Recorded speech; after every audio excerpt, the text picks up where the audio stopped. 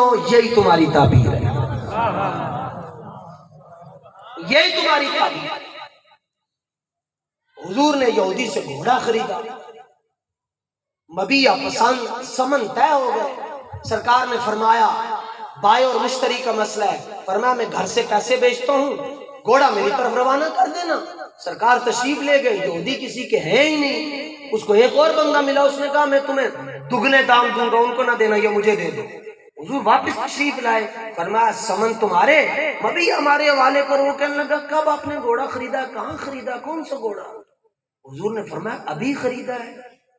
اس نے کہا آپ کی شریعت کا مسئلہ ہے، جب فریقین کے اندر نزاع ہوتا ہے تو فریقین گواہ پیش کرتے ہیں، ورنہ میں قسم اٹھانے کے لیے تیار ہوں کہ آپ نے نہیں خریدا۔ آپ کے پاس بینہ ہے پیش کریں، ورنہ میں تے قسم چکن تے جھوٹی قسم کو انہوں کو نہ سکے۔ اس نے قسم اٹھا دی، میں نے گھوڑا آپ کو بیچا ہی نہیں۔ اتنے میں حضرت خزیمہ پاس سے گزرے اور دیکھا لوگوں کا جمگٹھا لگا ہوا ہے اور درمیان میں رسول پاک کھڑے ہیں۔ عرض کی حضور خیر ہو آپ نے فرمایا میں نے اس سے گھوڑا خریدا، مکر گیا، کہتا آپ نے خریدا ہی نہیں، اور اگر خریدا تو گواہ پیش کرو۔ حضرت خزیمہ نے کہا حضور میں گواہی دیتا ہوں آپ نے گھوڑا خریدا ہے۔ سرکار بات فائنل ہو گئی، فیصلہ ہو گیا، ماحول تھوڑا سا کم ہوا، مجمع چھٹا، رحمت کے بادل اترے۔ حضرت خزیمہ سے امام الانبیاء نے پوچھا کہ شاہد کے لیے ضروری ہے کہ وہ جائے وقوع پر موجود ہو، اور جب میں بیع اور شراء ہو رہی تھی تم تو موجود نہیں تھے، تو تم نے میرے حق میں گواہی کیسے دے دی؟ عرض کی حضور بھی تصدیق ہی کا، حضور یہ گھوڑا سامنے کھڑا اور آپ کہہ رہے ہیں میں نے خریدا ہے، تو میں کیسے نہ مانوں؟ حالانکہ آپ کے کہنے پر ہم نے خدا کو مان لیا، گھوڑا تو سامنے کھڑا ہے۔ اور فیض پہنچا احمد پاک کا، ورنہ ہم کیا جانتے تھے کہ خدا کون ہے؟ اور رب کی بھی عادت دیکھیں، رب کہتا ہے قل سونا تس آنکھوں اسا ایک کا، حالانکہ رب خود بھی کہہ سکتا ہے میں اکیلا ہوں، احد ہوں، صمد ہوں، فرمایا محبوب نہیں تس آنکھوں اسا ایک کا۔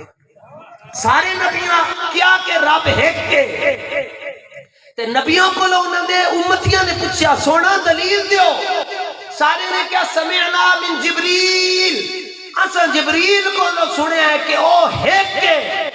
ساڑھے آقا مولا نے سین حرم دے اندر کھڑے ہو کے سل مجار دی منڈی عکاس دے میلے دے اندر فاران دی چوٹی دے اتے حرا کی خلوت کے اندر اعلان کیا وہ صمد ہے، وہ احد ہے۔ جب مجمع میں آئے لوگوں نے پوچھا دلیل دے، سارے نبیوں کو لوگوں نے دلیل پوچھی، اسی بھی پوچھتے ہیں کہ جو ایک کے تے دلیل کی ہے۔ آپ نے اپنا مبارک کان نہیں آگے کیتا کہ میں جبریل کو سنے ہیں کہ ایک کے، فرمایا میں ویک کے آیا کہ وہ ایک کے،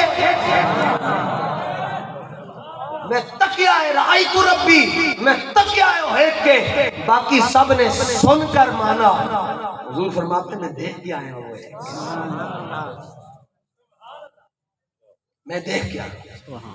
حضور تشریف لے آئے، صحابہ نماز میں، صحابہ کو کس نے بتایا بھائی پیچھے سے حضور آ گیا؟ کیوں؟ پیچھے جو مرضی ہوتا رہے، ہمیں نہیں پتا کیا ہوتا۔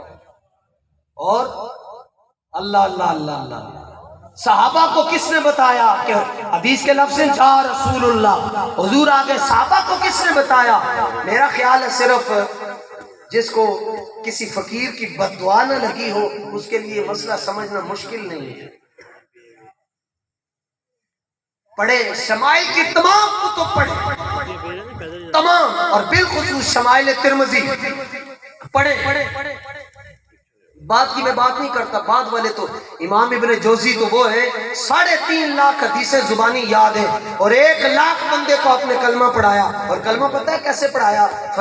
فضائل اعمال کا درس دے کر نہیں پڑھایا، لوٹے اور بسترے اٹھا کر سبق نہیں پڑھایا، بلکہ آپ بغداد میں صرف رسول اللہ کی ولادت کے خصائص اور عجائبات بیان کرتے تھے جو عیسائی اور یہودی ولادت بسعادت کے وقت رونما ہونے والے واقعات امام ابن جوزی کی زبان سے سنتا تھا، وہ کلمہ پڑھ کر محمد عربی کا غلام بن جاتا تھا۔ آپ کہا کرتے تھے ولد النبی مطیبا و مطہرا و مکحلا و مسرورا، ہمارے حضور دنیا میں پیدا جب ہوئے تو آپ پاک، پھر ہمارے حضور جب پیدا ہوئے تو ہنستے ہوئے دنیا میں آئے، ہمارے حضور جب پیدا ہوئے تو ختنہ ہوا تھا، ہمارے حضور جب دنیا میں پیدا ہوئے تو مسکراتے ہوئے آئے۔ لیکن وہ اس درد سے بیان کرتے تھے جب آپ کا وصال ہونے لگا تو آپ نے ارشاد فرمایا کہ بھائی میں نے ساری زندگی میں نے حدیثیں لکھی ہیں، فرمایا جس قلم کے ساتھ میں حدیث پاک لکھتا رہا ہوں وہ جو روشنائی ہے وہ روشنائی اس پانی میں ڈال دینا جس پانی سے تم نے مجھے غسل دینا ہے تاکہ میری بخشش ہو جائے۔ تو شمائل پڑھیں، امام ترمذی لکھتے ہیں پوچھا گیا کہ صحابہ کو کیسے پتہ چلتا تھا؟ صحابہ کہتے